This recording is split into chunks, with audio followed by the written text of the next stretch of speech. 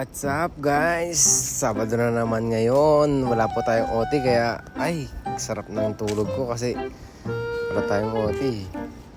Ngayon, naisipan ko kung manguha ng talbos ng kamote.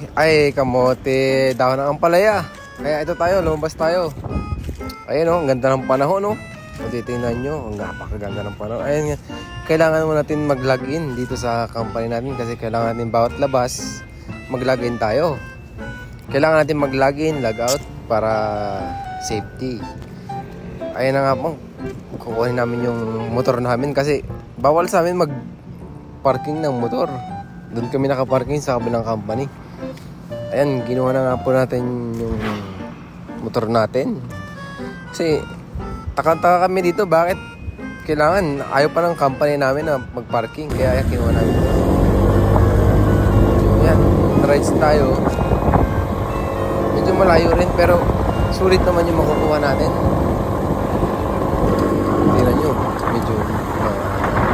medyo malayo rin yung pinuntahan namin. Pero, ang ganda ng matatanawin nyo dito. Tingnan nyo mga idol. Andyan yung paypayan. Iyan yung mga simbahan kung sa atin sa Pinas. Ayan siya, ang ganda. Ang ganda ng mga ano nila. Kaya dito tayo. Ang ganda ng mga ano nila. Ang ganda ng simbahan nila dito sa Taiwan. Pero ito, dyan tayo, dadaan sa tulay. Maganda yung dadaan natin.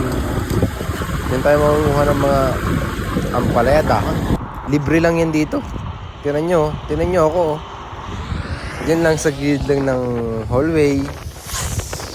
Diyan lang, kukuha lang tayo dyan. Pero, grabe. Ang dami nating nakuha dyan. Sulit yung luluto tayo bukas para pang munggo. Ayun fresh na fresh yan. Fresh na fresh. Kitang-kita nyo naman, mga idol. Tingnan nyo. Ayun kitang-kita nyo yung kulay green. Fresh na fresh po yan. Kuha lang tayo. Ang dami natin nakuha, idol Pwede lalawak sa munggo yan. Kaya bumili tayo ng munggo. 50 pesos pala yung munggo na nabili natin. Medyo pricey pero okay lang. Ayun na. Salamat po sa ating